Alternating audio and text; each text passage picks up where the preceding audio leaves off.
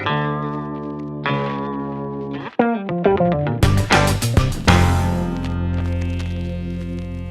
Francisco is an amazing city, and I love San Francisco. I'm one of its greatest boosters, and the thing about San Francisco is we have a long-standing tradition of both supporting the arts and philanthropy.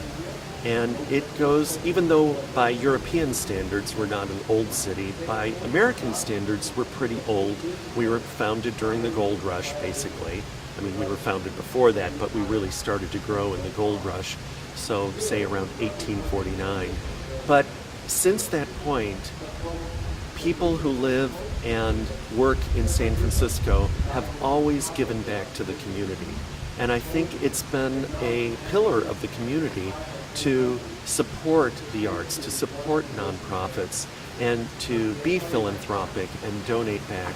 But one interesting thing, way back then in the 1850s, 1860s, the San Francisco had, I think, over, I might be wrong, but I think over 100 opera houses. Imagine that. We're talking the Wild West. We're talking dusty roads. We're talking people who, went over the Rockies and over the Sierras to come to San Francisco to find gold. But they brought their traditions because we've always been a melting pot. There were many Italians who brought the tradition of opera to San Francisco, and there were about 100 opera houses in the city back then. So that means we've had a long-standing tradition of supporting the arts. The San Francisco Symphony has a variety of sponsors and donors.